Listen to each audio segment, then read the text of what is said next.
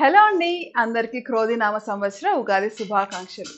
ఈరోజు మనము ఉగాది పచ్చడి ఎలా చేసుకోవాలో తెలుసుకుందాం. మనందరికీ ఉగాది పచ్చడి అంటే ఎంతో ఇష్టం కదా. సో షడ్ రుచులు ఉన్న ఉగాది పచ్చడిని ఎలా చేసుకోవాలి, వాటికి ఉన్న విశిష్టత ఏంటో ఈరోజు మనం తెలుసుకుందాం. ముందుగా వేపపూత. వేపపూత అనేది మనకి చేదును సంకేతిస్తుంది. వేపపూత అంటే ఆశ్చర్యం. నెక్స్ట్ మనము తీపి వేసుకుందాం. తీపి అంటే మనం ఇక్కడ బెల్లం వేసుకుంటున్నాం. బెల్లం అంటే దీని మీనింగ్ ఆనందం. సో దీన్ని మనం వేపపూతలో యాడ్ చేసుకుందాం.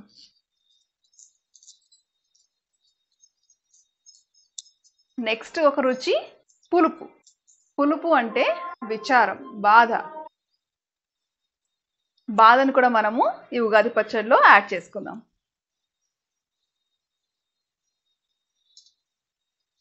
నెక్స్ట్ ఉప్పు. ఉప్పు అంటే కోపం. ఈ కోపాన్ని కూడా మనము యాడ్ చేసుకుందాం. బీపీ టాబ్లెట్ వేసుకుంటారు కదా కోపం వస్తే, అందుకనే మనం ఉప్పును యాడ్ చేస్తున్నాం. తర్వాత పచ్చిమిర్చి, కారం. కారం దేనికి సంకేతం? అసహ్యానికి సంకేతం.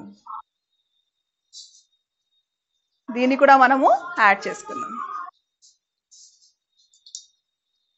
చివరుగా మనకి వగరు అంటే మామిడికాయ. వగరుకి సంకేతం భయానికి సంకేతం. సో దీన్ని కూడా మనం ఉగాది పచ్చడిలో యాడ్ చేసుకుందాం. ఇప్పుడు ఈ మిశ్రమాన్ని మొత్తం బాగా కలుపుదాం.